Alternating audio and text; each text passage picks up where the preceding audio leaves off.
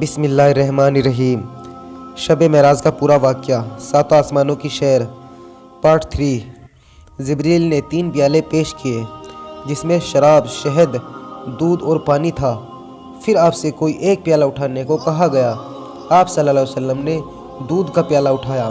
جبریل نے ان سے کہا کہ آپ فطرت پہ ہیں، مطلب ایمان کے ساتھ صحیح دین پہ ہیں۔ اس معراج کے سفر کے دوران آپ کو جنت کی طرف بھی لے جایا گیا۔ آپ نے جنت میں نہر کوثر کو دیکھا جس کے دونوں کنارے بڑے بڑے موتیوں جیسے گھر تھے اور جس کی سطح مشک تھی۔ آپ نے اس میں ہاتھ ڈال کر دیکھا۔ پھر آپ نے جنت کے میدانوں اور باغوں کو دیکھا۔ آپ کو جہنم کی بھی سیر کرائی گئی۔ آپ نے جہنم کے دروغہ جس کا نام مالک ہے اس کو دیکھا۔ آپ نے ایک شخص کو دیکھا جس کے ناخن پیتل کے تھے اور وہ اپنے چہرے اور بدن کو نوچ رہا تھا۔ آپ نے پوچھا یہ کون ہے؟ جبریل نے فرمایا یہ وہ ہے جو دوسروں کی عزت سے کھیلتا تھا اور انہیں شرمسار کرتا تھا۔ پھر آپ نے دیکھا ایک شخص کے بڑے ہونٹوں کو آگ کی کینچی سے کاٹا جا رہا ہے، پھر ترنت ہی ہونٹ واپس آتے ہیں، پھر کاٹا جاتا ہے۔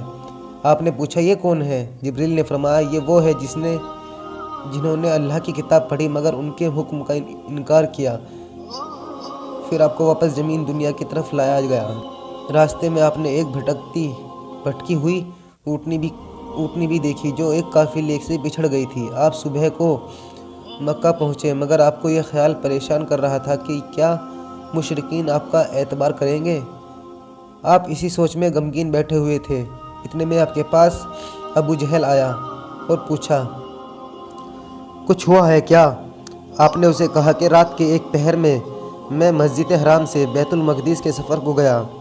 ابو جہل نے پھر پوچھا کہ آپ رات کو گئے اور صبح واپس آ بھی گئے؟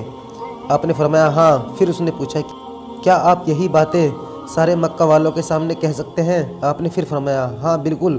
ابو جہل نے سبھی کو وہاں جمع کیا اور آپ صلی اللہ علیہ وسلم نے ان کے سامنے بھی اس بات کا اقرار کیا کہ آپ رات کے اس پہر کو مسجد اقصی گئے تھے، مگر کسی نے بھی یقین نہیں کیا بلکہ وہ ہنسنے لگے اور اپنے سروں پہ ہاتھ رکھ لیا۔ انہیں لگا یہ جھوٹ بول رہے ہیں کیونکہ یہ ممکن نہیں ہے اور مسجد اقصی کا سفر وہاں سے 40 دن کا ہے۔ پھر یہ کیسے ممکن کہ ایک رات میں سفر کر کے واپس بھی آ گئے؟ انہوں نے آپ صلی اللہ علیہ وسلم کی بات کا انکار کیا۔ کچھ لوگ جو مسجد اقصی جا چکے تھے انہیں آپ سے مسجد اقصی کے بارے میں سوال کیے اور ان کے بناوٹ وغیرہ کے بارے میں پوچھنے لگے۔ آپ صلی اللہ علیہ وسلم یہ مشکل جان پڑی کیونکہ آپ صلی اللہ علیہ وسلم بے شک وہاں گئے تھے مگر ایک چیز یاد کیسے رکھ سکتے تھے؟ اللہ تبارک و تعالیٰ نے مسجد اقصی کو ان کے سامنے کر دیا اور وہ مکہ والوں کے سوالوں کے جواب دینے لگے۔ باوجود اس کے انہوں نے آپ صلی اللہ علیہ وسلم کا انکار کیا۔ ابو جہل نے آپ صلی اللہ علیہ وسلم کے دوستوں کو آپ کے خلاف کرنے کی سازش رچی اور آپ کے دوست حضرت ابو بکر رضی اللہ عنہ کے پاس آیا اور بولا اے ابو بکر رضی اللہ عنہ، کیا یہ بات قول میں آتی ہے کہ کوئی شخص ایک رات میں بیت المقدس جائے اور پھر صبح تک واپس بھی آ جائے؟ ابو بکر نے فرمایا ہرگز نہیں، یہ نہیں ہو سکتا۔ ایسا کس نے کہا؟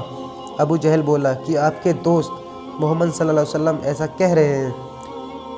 پھر ابو بکر نے انہیں فوراً سے جواب دیا کہ اگر یہ قول محمد صلی اللہ علیہ وسلم کا ہے تو پھر یہ جھوٹ ہرگز نہیں ہو سکتا اور میں اس بات پہ ایمان رکھتا ہوں چاہے یہ بات عقل میں آئے یا نہ آئے۔